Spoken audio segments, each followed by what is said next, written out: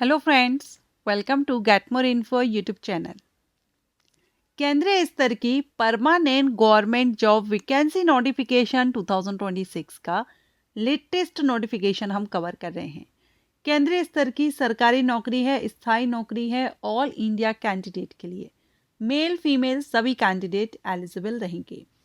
ये जो वैकेंसी है ये यहाँ पर CSIR centre for cellular and molecular biology, council of scientific and industrial research, जो कि अभी आप देख रहे हैं। CSIR strive to have a workforce which reflect gender balance and women candidate are encourage to apply. So female candidate भी इसमें apply कर सकती हैं, क्योंकि हर एक वैकेंसी के लिए एक ना एक कमेंट जरूर आता है कि क्या फीमेल कैंडिडेट एलिजिबल हैं, तो फीमेल कैंडिडेट भी एलिजिबल रहेंगी। ऑनलाइन आपको इसमें अप्लाई करना है, जिसके 27 जनवरी से आवेदन स्टार्ट हो चुके हैं और अप्लाई करने की लास्ट डेट 23 फरवरी 2026 रहेगी। And hard copy application receipt की जो लास्ट डेट है वो 2 मार्च 2026 रहेगी। दोनों तरह से आपको यहाँ पर आवेदन करना है, ऑनलाइन भी और ऑफलाइन भी। CSIR के बारे में तो आप सभी ने सुना ही होगा, और जो CCMB है, सेलुलर एंड मॉलिकुलर बायोलॉजी, ये हैदराबाद में लोकेटेड है। अगर हम पोस्ट की बात करें तो टेक्निकल असिस्टेंट की पोस्ट है और टेक्निकल ऑफिसर की पोस्ट है। टेक्निकल असिस्टेंट की 25 पोस्ट हैं और ऑफिसर के लिए 5 पोस्ट हैं। लेवल 6 से असिस्टेंट को सैलरी मिलेगी, लेवल 7 से ऑफिसर पोस्ट पर सैलरी रहेगी। असिस्टेंट के लिए 72,240 अप्रॉक्सीमेट यहाँ पर आपकी सैलरी रहेगी, वहीं ऑफिसर के लिए 90,000 अप्रॉक्सीमेट पर मंथ सैलरी रहेगी। एज लिमिट 28 साल असिस्टेंट पोस्ट के लिए और 30 साल ऑफिसर पोस्ट के लिए रहेगी। अगर हम क्वालिफिकेशन की बात करें तो टेक्निकल असिस्टेंट की जो पोस्ट है इसमें 11 पोस्ट आपकी रहेंगी। BSc molecular biology, biochemistry, microbiology, biotechnology, bioinformatics, biomedical science, कम से कम 60% मार्क्स और 1 साल का एक्सपीरियंस। इसके अलावा टेक्निकल असिस्टेंट TA02 में देखें तो 7 पोस्ट आपकी BSc इन हॉस्पिटलिटी, होटल एडमिनिस्ट्रेशन के लिए रहेगी, इसमें भी 1 साल का एक्सपीरियंस रहेगा।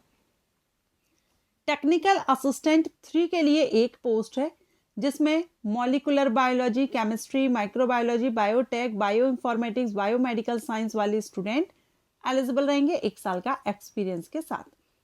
टेक्निकल असिस्टेंट 04 में 4 पोस्ट हैं, जिसमें आपका डिप्लोमा वाले कैंडिडेट एलिजिबल हैं, इलेक्ट्रॉनिक्स इंजीनियरिंग या टेक्नोलॉजी में 3 साल का, लेकिन इसमें एक्सपीरियंस 2 साल का रखा गया है।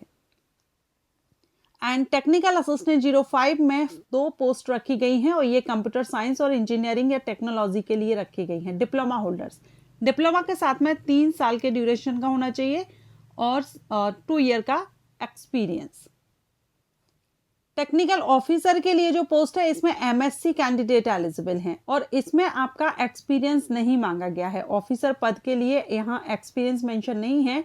बायोटेक, जूलॉजी, लाइफ साइंस से आपने MSc किया है, आवेदन कर सकते हैं। बायो इन्फॉर्मेटिक्स में आपने किया है, आवेदन कर सकते हैं। लेकिन BSc bio informatics, computer science, engineering, ये कैंडिडेट भी टेक्निकल ऑफिसर के लिए आवेदन कर सकते हैं। एग्रीकल्चर वाले कैंडिडेट भी एलिजिबल हैं। तो जो ऑफिसर की पोस्ट है यहाँ पर MSc मांगा गया है, लेकिन इसमें एक्सपीरियंस नहीं है। वहीं असिस्टेंट के लिए एक्सपीरियंस रखा गया है। एज तो वैसे हमने देख ही ली थी दोनों पोस्ट के लिए, लेकिन एज में छूट आप इस चार्ट से देख सकते हैं। आप किस कैटेगरी से बिलोंग करेंगे तो आपको कितनी एज में छूट मिल जाएगी।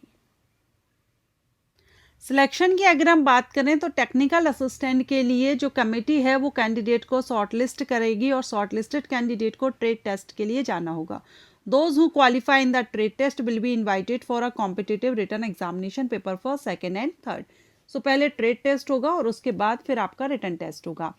टेक्निकल ऑफिसर के लिए पेपर 2nd और 3rd will be evaluated only for those candidate who secure minimum threshold marks to be determined by the selection committee in paper 1st। ठीक है, और final list will be prepared on the basis of the marks obtained by the candidate in paper 2nd और 3rd। Final जो merit है वो आपकी 1st और 2nd और 3rd पेपर से बनेगी।